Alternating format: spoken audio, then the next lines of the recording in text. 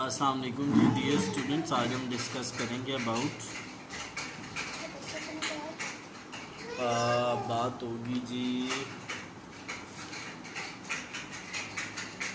अरे क्या होता है। अरे के बारे में हमने बात करनी है। किसके बारे में? अरे के बारे में। ठीक है जी।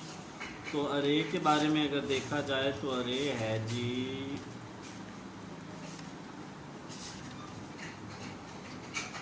जब हम डेटा जो होता है ना, जो हमारा क्या होता है डेटा, जब उसको हम असेंडिंग या डिसेंडिंग ऑर्डर में, असेंडिंग या डिसेंडिंग ऑर्डर में लिखते हैं, असेंडिंग या डिसेंडिंग ऑर्डर में, तो उसको हम अरे बोलते हैं। जब हम डेटा को असेंडिंग या डिसेंडिंग ऑर्डर में लिखते हैं उसको क्या बोलते हैं? अरे बोलते हैं। इसके बाद हमारे पास है जी next tabular form. Tabular form, तो टेबुलर फॉर्म क्या होती है? टेबुलर फॉर्म बेसिकली होती है कि जो आपका अवेलेबल डेटा होता है उसको रॉज और कॉलम्स में अरेंज करना।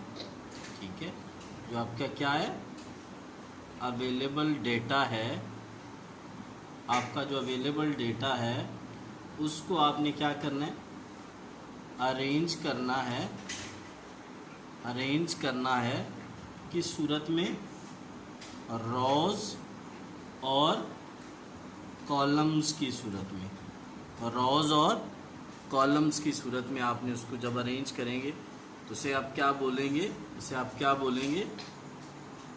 Tabular form. And the last thing is जो हम डिस्कस करने लगे हैं, लास्ट चीज़ जो अब हम डिस्कस करेंगे वो है जी क्लासिफिकेशन। क्या चीज़? क्लासिफिकेशन। तो हम क्या करेंगे? Is the process of distributing collected data into different classes and groups on the basis of resemblance. ठीक है, आप क्या करेंगे कि जो आपका क्लासिफिकेशन वो प्रोसेस होता है जिसमें आप डिफरेंट जो आपके पास डेटा होता है उसको ग्रुप्स, और जो आपके पास डेटा होता है ना डेटा, उसकी आप डिफरेंट क्या बनाते हैं? डिफरेंट बनाते हैं क्लासेस। क्या बनाते हैं? Different classes. ठीक है, या उसके डिफरेंट क्या बनाते हैं? ग्रुप्स। और किस बेस पे बनाते हैं? On the basis of resemblance, on the basis of resemblance।